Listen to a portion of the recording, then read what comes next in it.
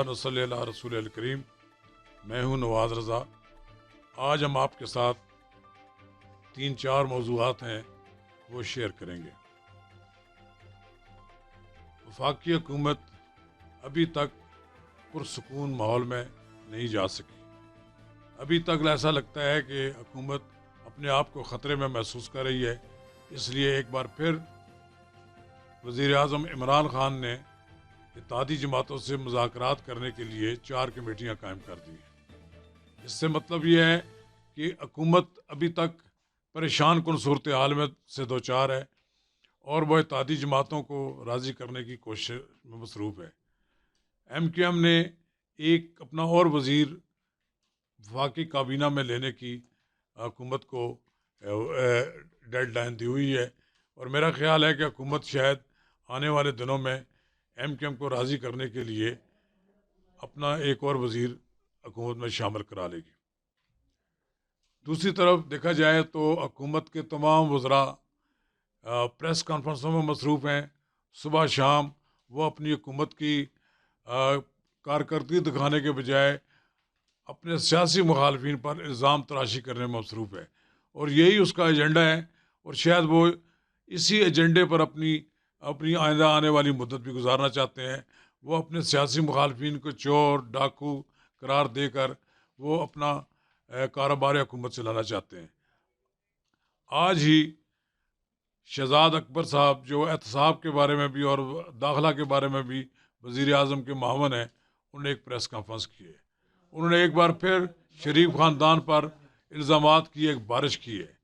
میں یہ سمجھتا ہوں کہ ماس وائس کے علاوہ کہ پریس کانفرنسوں میں حکومت اپنے مخالفین کو رگیدنے کے سوا اور کوئی کام نہیں کر رہی۔ پھر اس کا جواب آج تو وزیر اعظم عمران خان کی ٹیم کو میاں شہباز شریف نے دے ہی دیا ہے۔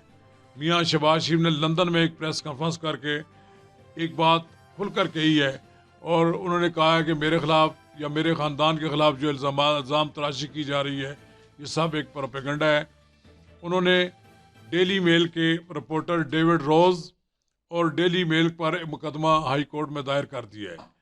یہ بڑے عرصے سے شہزاد اکبر صاحب کہہ رہے تھے کہ شہباز شریف صاحب عدالت میں کیوں نہیں جاتے۔ بالآخر وہ عدالت میں چلے گئے ہیں۔ جلد دودھ کا دودھ اور پانی کا پانی ہو جائے گا، سب چیزیں سامنے آ جائیں گی، کون جھوٹ بول رہا ہے کون سچ بول رہا ہے۔ اس کے علاوہ اس وقت ہمارے ہاں ایک بڑی سنگین صورتحال کرونا وائرس سے پیدا ہو چکی ہے۔ ہمارے 400-500 پاکستانی وہاں پر ووہان میں پھنسے ہوئے ہیں۔ ان کو نکالنے کے لیے ہمارے ہاں بار بار مطالبات کیے جا رہے ہیں، لیکن ہمارے وزارت صحت کے انچارج ڈاکٹر ظفر مرزا نے تو کہہ دیا ہے کہ ہمارے مفاد میں، سب کے مفاد میں یہی ہے کہ یہ پاکستانی وہاں پر ہی چینیوں کے رحم و کرم پر ہوں، اور چینی ہی ان کا علاج کریں۔ ان کا یہ خیال ہے کہ ان کا وہاں بہتر لک آفٹر ہو سکتی ہے، لیکن یہ ایک رویہ جو ہے یہ قابل افسوس ہے۔ اس پہ ہمارے سیاستدانوں نے بھی کہا ہے کہ حکومت اپنی ذمہ داری پوری کرے۔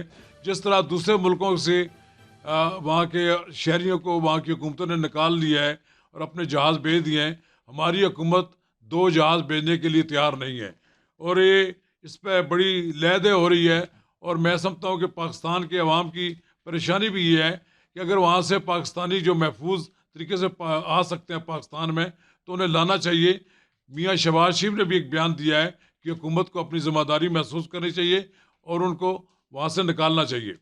ایک اور بڑی بات یہ ہے کہ تازہ ترین اطلاع یہ ہے کہ حکومت پنجاب نے نواز شریف کی میڈیکل رپورٹ کو مسترد کر دیا ہے۔ یہ ایک بڑا افسوسناک طرز عمل ہے۔ میں یہ سمجھتا ہوں کہ ساری دنیا کو معلوم ہے کہ میاں نواز شریف لندن میں زیر علاج ہیں، اور آئندہ ہفتے وہ اسپتال میں داخل ہونے والے ہیں۔ ممکن ہے کہ ان کے دل کا آپریشن ہو۔ ان کی میڈیکل صورتحال کے بارے میں حکومت پنجاب ماننے کے لیے تیار نہیں ہے۔ ان کی میڈیکل رپورٹس وہاں کے بڑے اعلیٰ درجے کے ڈاکٹروں کی، سینئر ڈاکٹروں کی، دنیا کے مانے ہوئے ڈاکٹروں کی رپورٹس آ رہی ہیں۔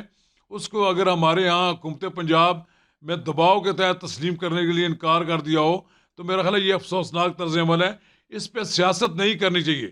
ساری دنیا کو معلوم ہے کہ میاں نواز شریف اس وقت لندن میں علیل ہیں، ان کے علاج کا انتظار کرنا چاہیے کہ کب تک وہ صحت یاب ہوتے ہیں، وہ پاکستان کی جیلوں میں آنے کے لیے تیار ہوں گے۔ جہاں تک مجھے معلوم ہے میاں نواز شریف بارہا پاکستان کی جیلوں میں رہے ہیں، لیکن ان کے عزم اور ان کے حوصلے میں کوئی کمی پیدا نہیں ہوئی ہے، اس لیے ان کو حوصلے کے ساتھ انتظار کرنا چاہیے کہ نواز شریف صحت یاب ہو جائیں، اور ان کی صحت یابی کا حکومت کو بھی تھوڑا سا حوصلے کا کام کرنا چاہیے۔ یہ اتنی بے صبری اور اتنی بے چینی کا اظہار نہیں کرنا چاہیے کہ صبح شام جب صبح ہوتی ہے تو صبح حکومت کے ترجمان اپنی تمام تر توپوں کا رخ جو ہے وہ اپنے سیاسی مخالفین کی طرف کر دیتے ہیں۔ میں یہ سمجھتا ہوں کہ اب دیکھنا یہ ہے کہ پاکستان میں جو صورتحال پیدا ہو رہی ہے، فروری کا مہینہ شروع ہونے والا ہے، اور آئندہ آنے والے دنوں میں موسم کی جو تبدیلی ہے وہ پاکستان کے سیاسی منظر پر کس حد تک اثر انداز ہوتی ہے، یہ بھی سب کچھ عوام کے سامنے آ جائے گا۔